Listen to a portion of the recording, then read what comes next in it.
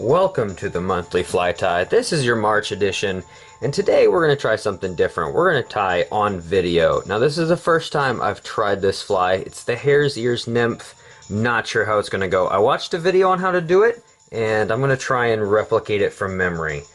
We're just going to roll the camera, see what happens. If it works, it works. First things first, we're going to wrap this shank. We chose a nice brown thread today. Most of everything we're working with is going to be some shade of brown, so I figured that was a good place to start. We'll wrap all the way down, try and get the tag end tied down nice. Take some scissors, and cut that off. We don't need that anymore. So I set everything aside for the most part. We've got the dubbing pre-made, we've got the wire cut, we've got the peacock herl that is cut and ready to go. It's going to make our tail and our wing casing. Most people use pheasant tail fibers. One, did not have pheasant tail fibers. Two, I like a little green. I like a little flash in my flies, and so we chose something a little bit brighter. So we're going to go all the way around, all the way down into the bend of this hook, at least to right there, and make our way back up. Now, in the video I watched, they used lead wraps to build the body. I don't have lead. I didn't really want lead. I didn't want a heavy fly like that, so I decided to just stick with the thread, make the wraps here.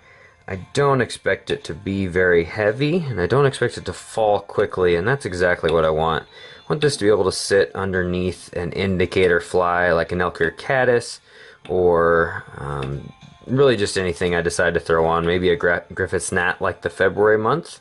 So now that we've got a few wraps on, let's go ahead and wrap up back to the front, and we'll just hold that there for a second. So I've got 4 little sections of peacock herl. We're going to go ahead and tie those in. I'm going to tie them in with about, the length of the fly body, about half the length of the body, just sticking out the back end behind the bend of the hook. We'll go ahead and wrap those in nice and loose, and then tie them down tight. And we'll start to build this body back.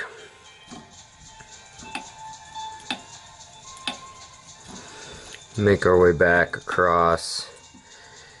Another reason I like this peacock herl is it's going to stick out through the threads just a little bit, just like you're tying the Griffith's gnat.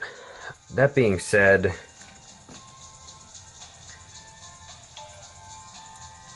not sure how it's going to work. Not sure how it's going to come up.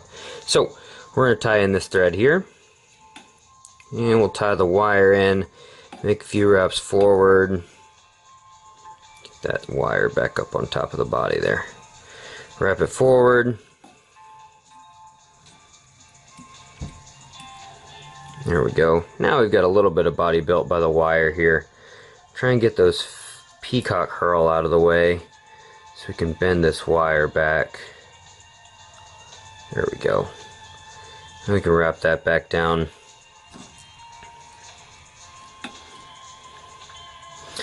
Now, I did stick true to the name of this fly, the Hare's Ears Nymph. So we've got a mixture of hare's ears, some orange dubbing, a little brown dubbing, and even a spot of black dubbing. Nice and fine, nothing too thick. It's probably a little bit too much dubbing. That's okay. I can always pull off dubbing as opposed to add some on later. So we'll go ahead and wrap it onto the hook or onto the thread here. I don't use any dubbing wax. Probably should, but I tend to like to do things simple in life, and it seems complicated to add wax to the mix. Get it nice and wrapped in there. Spread out. Not too thick, just a nice, thin, manageable noodle. I'm using a size 12 hook, so it's a little bit bigger than the 14 that I watched in the video, but I do want a bigger fly just to tie. It's a little bit easier to see in the video here. So we've got our noodle, our dubbing noodle, if you will. And we'll go ahead and make some wraps. So we're going to wrap all the way back to the body, or back to the tail here, making the body as we go. Well, looks like our dubbing's falling down. Maybe that's why people use wax. That probably makes sense. Go all the way up to the end. Wrap ourselves around. And then, you know what? We're going to leave it right there, just like that.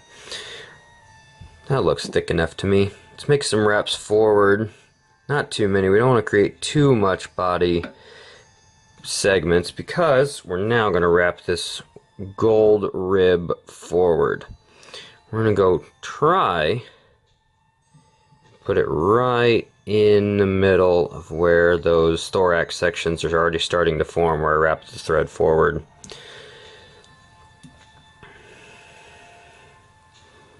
Before we finish that, wrap that thread back just a little bit, right about there, right where the end of our wing casing is going to be. Take this, wrap forward.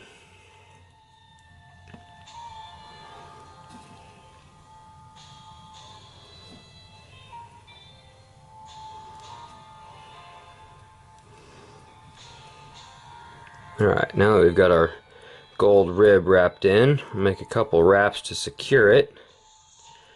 Once over, a couple times behind, over top again, and then as the lovely fella in the video says, helicopter off. Seems to be pretty effective. Now we're going to take our peacock herl, and we're going to take it backwards. We're right about there. We're going to make a nice wing casing. Nice and thick. Take it forward again.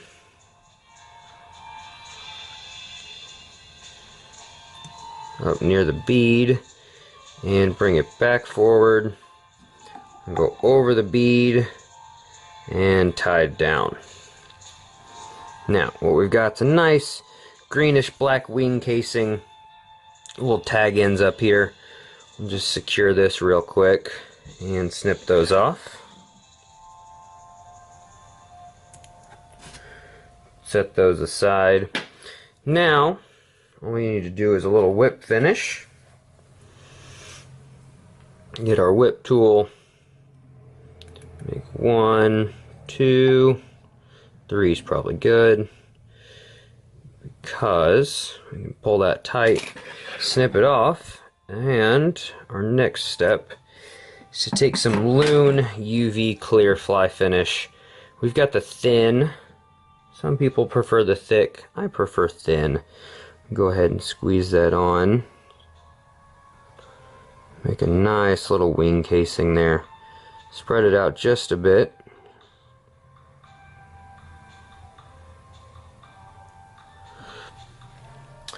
Then we're going to take our UV flashlight.